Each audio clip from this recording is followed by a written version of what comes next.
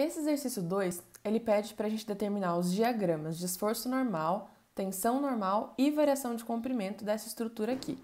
Então, essa estrutura, se vocês repararem, ela está sujeita à ação de 3 forças externas. Tem uma carga P aqui, uma carga P aqui e uma outra aqui nesse ponto que eu chamei de ponto B. Tá? Então, eu separei aqui a estrutura em ponto A, ponto B, ponto C e ponto D. E repara também que tanto em A quanto em D, a gente tem um engaste. Então, nesse caso, essa estrutura ela não é mais isostática, essa estrutura é hiperestática. Tá? O número de reações, o número de incógnitas é maior do que as equações de equilíbrio lá da estática, já que a gente vai ver isso. Então, vamos lá. Ó. Como eu tenho essas 3 cargas atuando aqui, vão surgir as reações de apoio nesses engastes, certo? Então, em D, eu tenho a reação RD e em A, eu tenho a reação RA.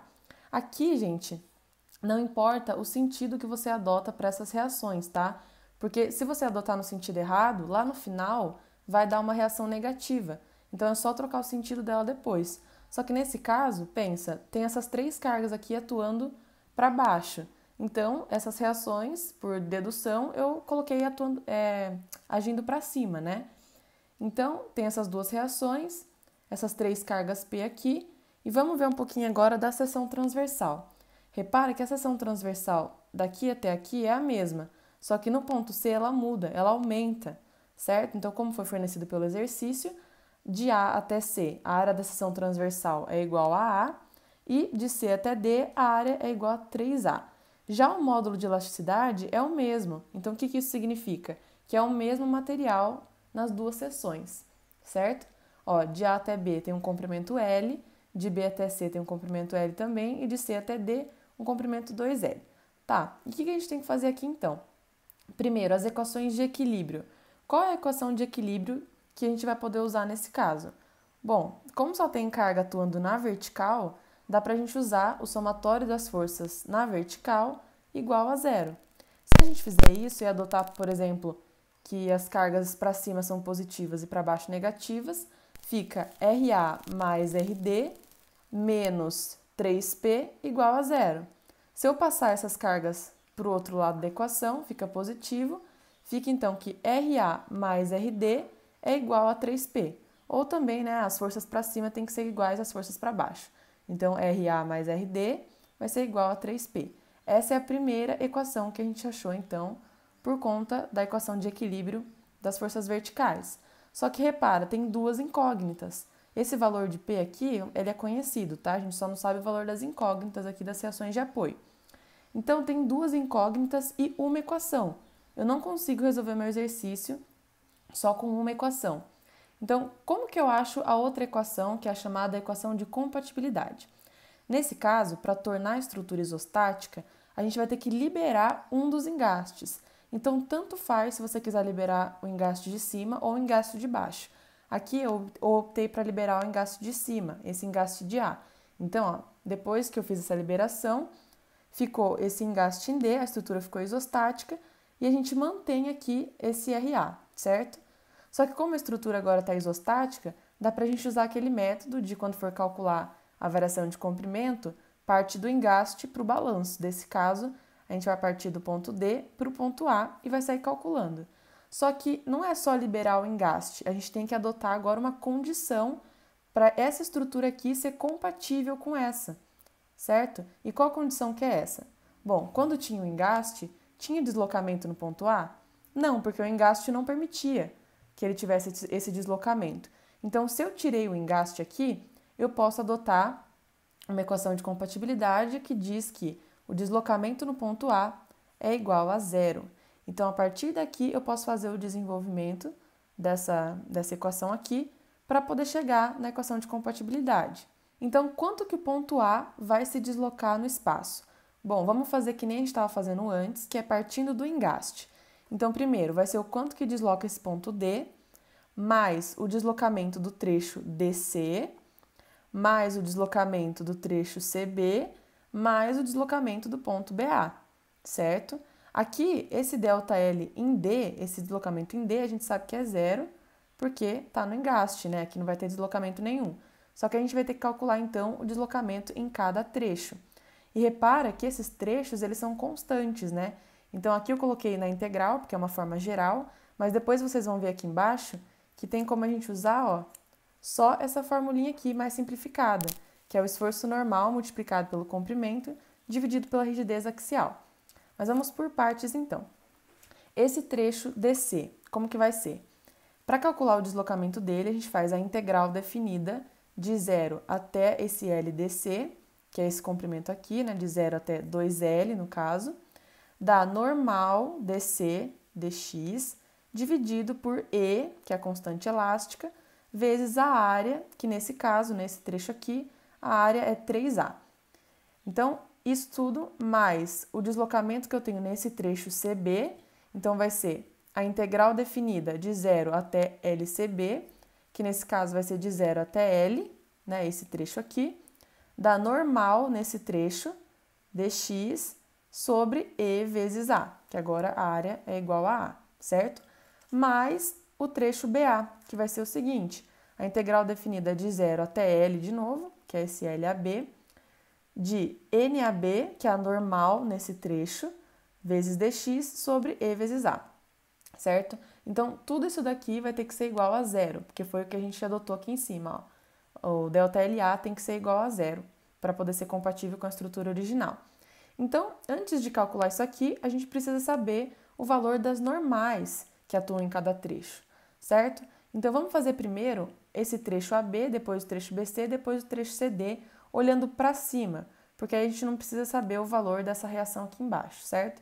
Então, olhando sempre para cima. Se eu fizer uma seção aqui, ó, entre A e entre B, qual que é o esforço normal que surge para equilibrar essa seção? Então, repara, se eu fizer essa seção aqui, S1, tem só esse RA atuando e ele está tracionando esse elemento, certo? Então, vai surgir uma reação, ó, uma normal NAB positiva, que vai ser igual a esse RA para poder manter a estrutura em equilíbrio, certo? Então, o NAB nada mais é do que mais RA, ok? Agora, vamos fazer uma seção entre B e C. Repara que nesse caso vai ter tanto RA quanto P atuando. Então, ó, a estrutura fica desse jeito. Ó, tem o RA para cima, tem esse P para baixo, e aí vai surgir uma normal, então, que vai ser o quê? Vai ser mais RA, porque esse RA está tracionando o elemento, menos o P, que está comprimindo ele. Então, o valor desse NBC vai ser igual a mais RA menos o P, certo? Se a gente fizer agora uma seção entre C e D, essa seção S3, o que vai ter na estrutura? Tem o RA para cima e tem 3P para baixo. Então, essa normal aqui vai ser mais RA menos P, menos P, menos P, certo? Foi o que eu coloquei aqui, ó. A normal CD vai ser RA menos 3P. Depois, aqui embaixo, a gente vai saber certinho se essas normais são de tração ou de compressão por conta do sinal, tá? Então, agora que a gente achou essas normais em função de RA e P, dá pra gente substituir aqui nas integrais, certo? Então, nesse primeiro trecho vai ser a integral de 0 a 2L de RA menos 3P, RA menos 3P é essa parcela aqui, ó, é a normal DC, certo? Então, ó, NDC, dx dividido por E vezes 3A, que nem a gente fez aqui em cima, mais a integral de 0 a L de NCB, que a gente achou que é RA menos P, certo? Então, só substituir aqui, vezes dx sobre EA. E o terceiro trecho, que é o trecho BA, vai ficar a integral de 0 até L desse NAB aqui, que a gente achou que é igual a RA, certo? Vezes dx sobre EA. E o que acontece aqui? Como eu já tinha falado para vocês, são trechos constantes. Então, o que vai acontecer com a integral? Ó, se todo esse termo aqui é constante, ó, nas três integrais, tudo isso daqui é constante, eles vão poder sair da integral, certo? E o que vai sobrar na integral? Vai sobrar só a integral definida de dx. Integral de dx é x, só que como é integral definida de 0 a L, por exemplo, vai ser o próprio comprimento da barra. Então, nesse primeiro caso aqui, vai ficar o esforço normal, que a gente já tinha calculado, que é RA menos 3P, vezes o comprimento desse trecho, que é 2L, dividido por 3 vezes E vezes A, certo? Esse outro trecho vai ficar essa normal aqui, que é RA menos P, multiplicado pelo comprimento do trecho, que é L, dividido pela rigidez axial, que é E vezes A. Mais agora o esforço normal, que é o RA, multiplicado pelo comprimento do trecho AB, que é L, dividido por E vezes A. Então, se a gente fizer o desenvolvimento dessa equação aqui, a gente tem esse EA como termo comum, né? Esse L também, ó. Então, já cortei de todas as parcelas. Nesse caso, eu fiz o distributivo, então fica 2 vezes RA, menos, aqui o 3 corta com 3, então fica menos 2P. Aqui sobra só RA menos P, e aqui só RA, então mais RA. Fazendo a junção, então, desses termos, fica que 8RA sobre 3 menos 3P vai ser igual a zero, porque ΔLA é igual a zero. Então, passando o 3P para cá e passando o 3 multiplicando e o 8 dividindo, a gente chega que RA é igual a 9P sobre 8, certo? Então, agora eu sei o valor dessa reação em A, certo? Se eu sei a reação em A, eu vou conseguir achar a reação em D. É só substituir esse valor lá na equação de equilíbrio 1, que a gente achou no começo do exercício. Então, aqui, ó, no lugar de RA, a gente colocou 9P sobre 8. Então, 9P sobre 8 mais RD é igual a 3P. Passando esse 9P sobre 8 para cá, subtraindo, fica que RD é igual a 3P menos 9P sobre 8. Isso daqui é igual a 15P dividido por 8. Então, agora a gente tem o valor das reações RA e RD.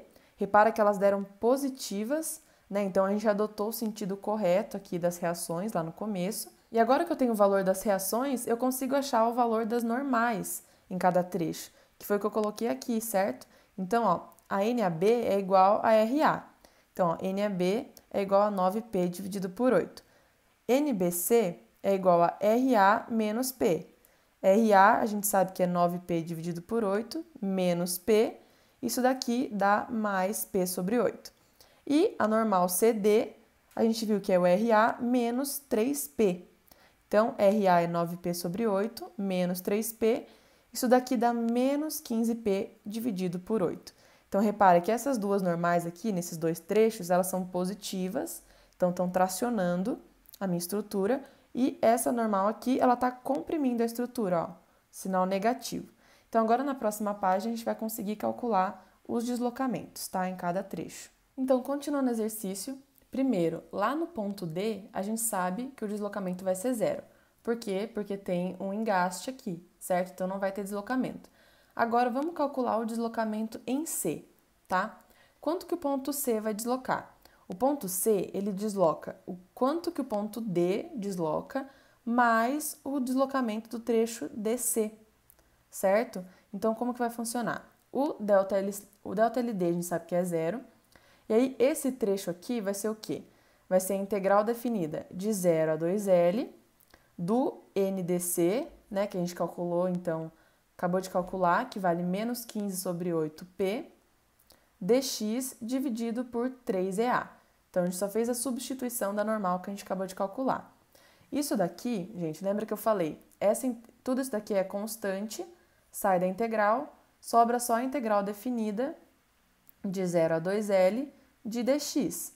Isso daqui nada mais é do que o próprio comprimento 2L, tá? Então, fica aqui, ó, menos 15P sobre 8, multiplicado por 2L, que é o comprimento, dividido por 3 vezes E vezes A, tá? Isso daqui, a gente chega então que o deslocamento do ponto C é igual a menos 5PL dividido por 4EA, certo? Agora sim, vamos para o ponto B. Quanto que o ponto B desloca no espaço?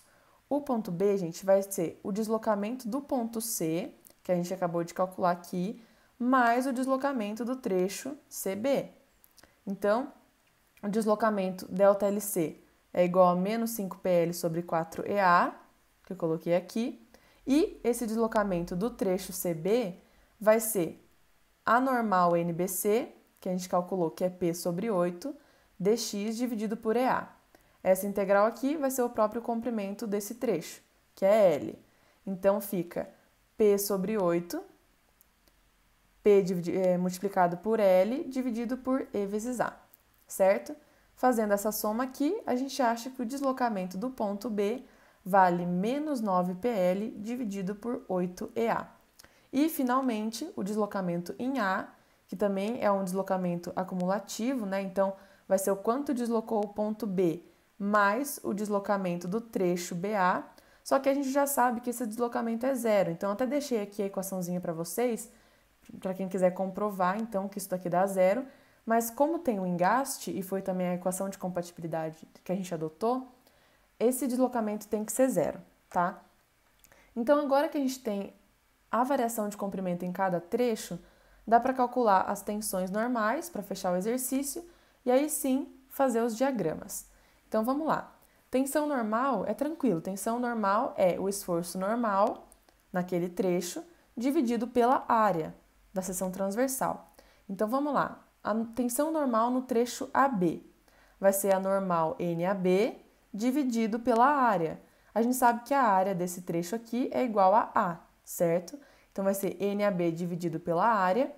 NAB, a gente calculou que é 9P sobre 8, dividido por A. Isso aqui dá uma tensão de 9P dividido por 8A, certo?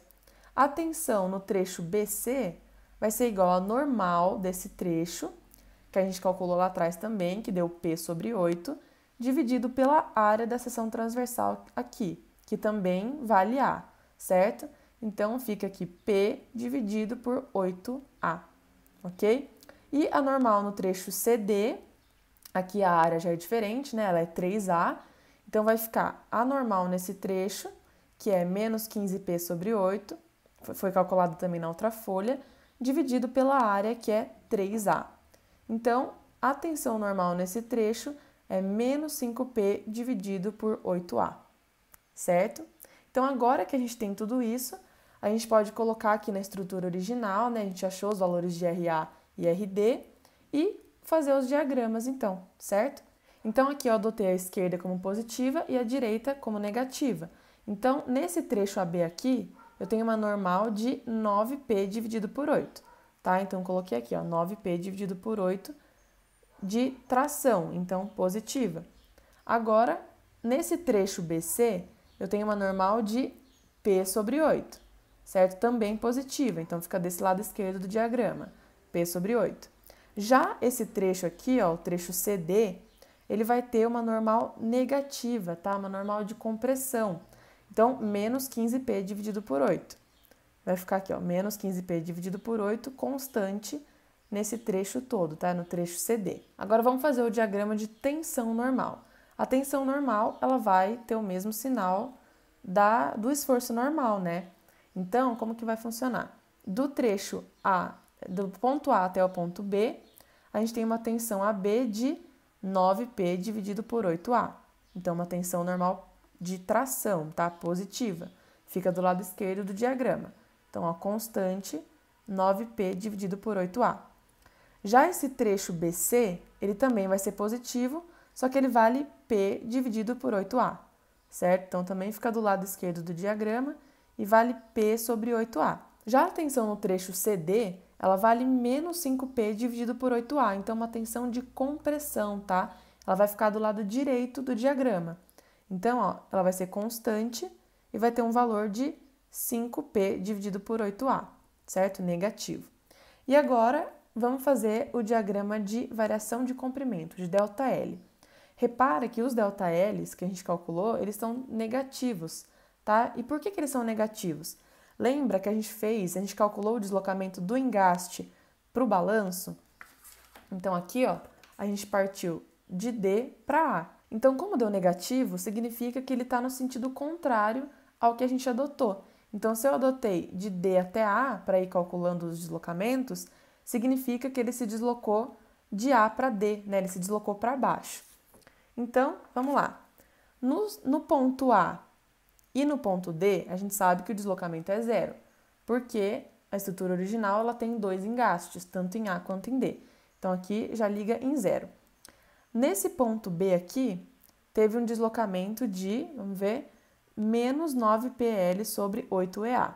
tá? Então, ó, vai ficar dessa parte, desse lado direito do diagrama, negativo, 9PL sobre 8EA. Agora, nesse ponto C aqui, a gente calculou um deslocamento de menos 5PL dividido por 4EA. Foi o que eu coloquei aqui, ó, 5PL dividido por 4EA. E ele varia, então, linearmente em cada trecho, ok? Então, gente, esse foi o segundo exercício. Na próxima aula, para finalizar o capítulo 4, eu vou resolver mais 2 exercícios para vocês de estruturas hiperestáticas. E espero que tenham entendido e gostado. Qualquer dúvida é só me perguntar.